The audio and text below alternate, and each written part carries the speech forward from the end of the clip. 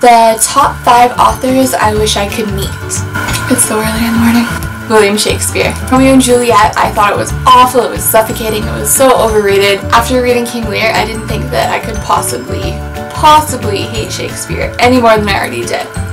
And then I read Richard III. Well, it turns out I could hate Shakespeare more. When I ended up in my first year Shakespeare class, I had this professor, her name's Susan Bennett. I'll link to some of her stuff in the description. She taught me to love Shakespeare all over again. When I was 12, my dad took me to the Globe Theatre in London. When I was growing up, I'd read Shakespeare plays for fun. Once I got to high school, I just started hating it. Once I kind of realized that, you know, Romeo and Juliet isn't romantic.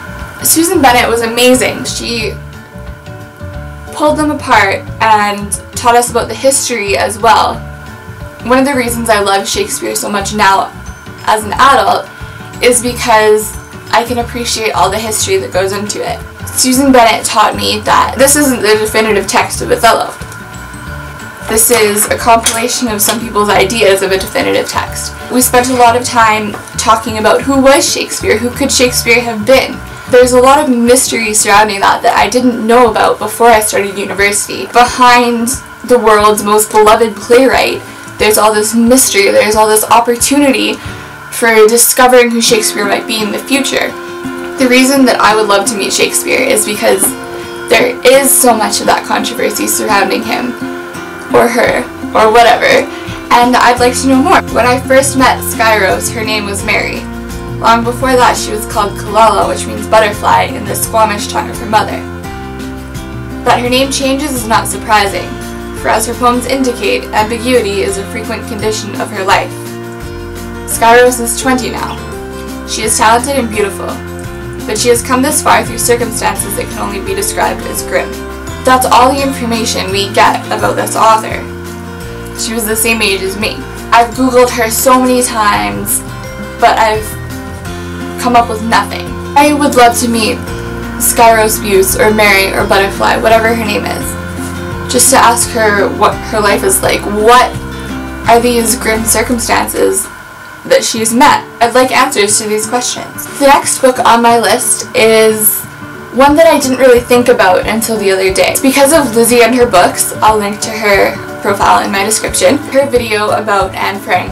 I was reminded how much of a profound influence this book has had on my life. I didn't know if I should include this in my top 5 authors I want to meet, because Anne didn't intend for her diary to be published into a book. Ever since I was 12, the first time I read this book, I just always wanted to know more. This book has had more of an influence on me than Harry Potter did, and that is saying a lot. I'm fascinated by the absolute resilience of people. The resilience of young girls like Anne Frank. Imagine being persecuted and shoved away in an attic in a hiding for the most difficult years of your teenage life. It just means so much to me. I think everybody, regardless of gender, age, where you live, language, everybody should have to read this. Because of how this has shaped me as a person, I would love to not just meet, but thank Anne for everything that she's done for me and for humanity and for literature. I think that this book is a turning point in empathy, the way that the world views persecuted people. My next 2 authors I'm going to talk about together. Even though I read them separately, I want to speak with them together. Emily Bronte and Charlotte Bronte. Reading these books as a teenager is so different than reading these books as an adult. That's what I love so much about the Bronte sisters. I can read their books over and over again, and every single time I do, it's a completely new experience. These books aren't just books. In my archiving class, we were talking about how one of the theories of the archive is that a first edition has an aura. When you reproduce it, when you archive it digitally, that aura disappears. I don't think that's true for the Bronte sisters. Whether you have an old, decrepit edition like this that I picked up at the Salvage Center, or whether I have a leather-bound, beautiful copy, they still have that aura. Going back as an adult and realizing what you perceived as some of the most romantic literature in history was horribly unhealthy is transformative. Not only can these books kind of help get you through your teenage angst, it's extraordinarily profound to learn what you learn about yourself when you revisit these books. Another thing that I love is revisiting them in post-colonial classes. Bertha Mason as not just the mad woman in the attic, but the colonial other.